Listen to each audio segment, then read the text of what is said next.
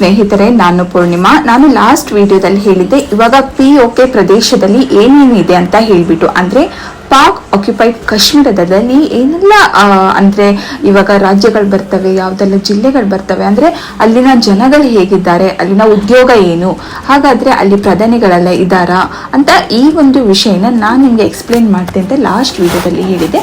ಅದ್ರ ಬಗ್ಗೆ ಇವಾಗ ಮಾತಾಡೋಣ.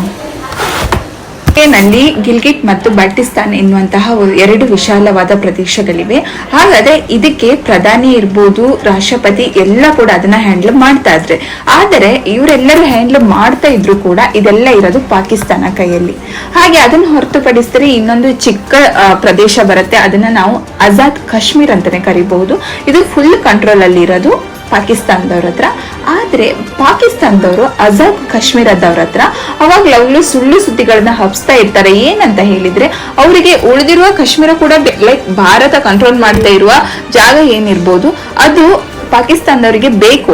ಆ ಕಾರಣದಿಂದಾಗಿ ಈ ಆಜಾದ್ ಕಾಶ್ಮೀರ ಏನಿದೆಯಲ್ಲ ಆ ಜಾಗವನ್ನ ಪಾಕಿಸ್ತಾನದವರು ಚೂಬಿಟ್ಟು ಇನ್ನು ಅವರು ಈ ಕಡೆ ಜಮ್ಮು ಕಾಶ್ಮೀರವನ್ನು ಎಳ್ಕೊಳ್ಬೇಕು ಅನ್ನುವಂತಹ ಒಂದು ಮನಸ್ಥಿತಿಯನ್ನು ಇಟ್ಕೊಂಡು ಆಜಾದ್ ಕಾಶ್ಮೀರದವರಿಗೆ ಸುಳ್ಳು ಸುದ್ದಿಯನ್ನು ಹಬ್ಸ್ತಾರೆ, ಸುಳ್ಳು ನಿರೀಕ್ಷೆಗಳನ್ನು ನೀಡ್ತಾರೆ. ಅಂದ್ರೆ ನಾವು ನಿಮ್ಗೆ ಒಳ್ಳೆ ಆಹಾರ ಇರ್ಬೋದು, ಊಟ, ನಿಮ್ಗೆ ಬೇಕಾಗುವ ಮೂಲಭೂತ ಸೌಕರ್ಯಗಳನ್ನ ನಾವು ಒದಗಿಸ್ತೇವೆ, ಹಾಗೆ ಹೀಗೆ ಅಂತ ಸುಳ್ಳು ಸುದ್ದಿ ಹಬ್ಸ್ತಾ ಇರ್ತಾರೆ.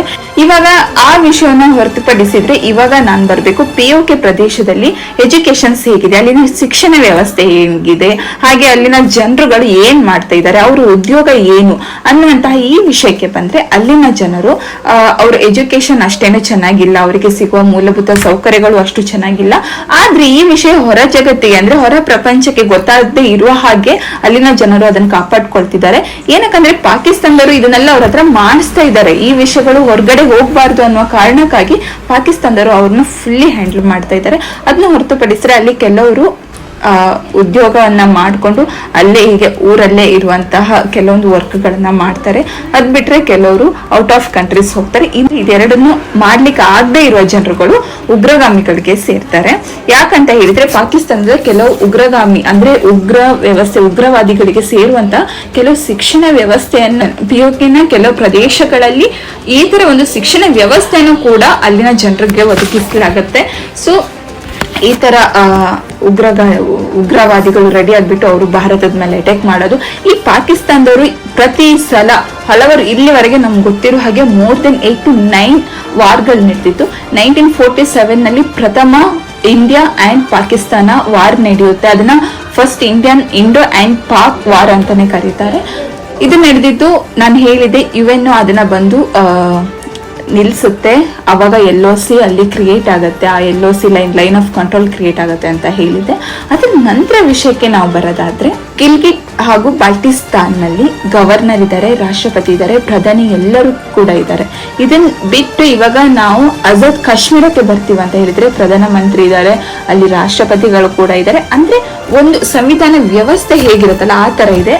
ಆದ್ರೆ ಇವರನ್ನು ಕೂಡ ಕಂಟ್ರೋಲ್ ಮಾಡ್ತಾ ಇರೋದು ಪಾಕಿಸ್ತಾನದವರು.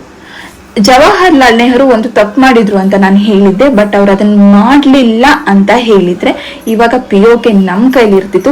ಇವಾಗ ಪ್ರೆಸೆಂಟ್ ಅಲ್ಲಿ ಏನ್ ಈ ಒಂದು ಗಲಭೆಗಳು ನಡೀತಾ ಇದೆಯಲ್ಲ, ಲಾಸ್ಟ್ ಟೈಮ್ ಉಗ್ರಗಾಮಿಗಳು ನಮ್ಮ ಹಿಂದೂಗಳ ಮೇಲೆ ಅಟ್ಯಾಕ್ ಮಾಡದಿರ್ಬೋದು, ಈ ತರ ಎಲ್ಲ ಇನ್ಸಿಡೆಂಟ್ ನಡೀತಾನೆ ಇರ್ಲಿಲ್ಲ. ಓಕೆ, ಇವಾಗ ಆಲ್ರೆಡಿ ನಡೆದಾಗಿದೆ.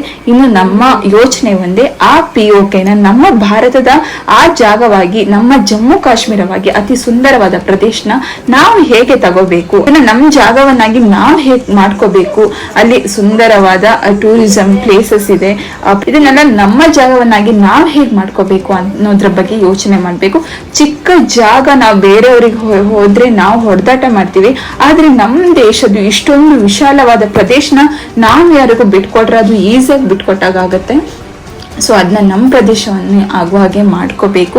ಪ್ರಧಾನಿ ಅವ್ರು ಮಾಡ್ತಾ ಇದ್ದಾರೆ. POKನ ನಮ್ಮ ದೇಶದ ಆಸ್ತಿ, ಅದು ನಾವು ಪಡ್ಕೋಬೇಕು ಅಂತ ಹೇಳ್ಬಿಟ್ಟು ನೋಡೋಣ ಏನಾಗತ್ತಂತ. ನೆಕ್ಸ್ಟ್ ವಿಡಿಯೋದಲ್ಲಿ ಮತ್ತೆ ಸಿಗೋಣ. ಬಾಯ್ ಬಾಯ್.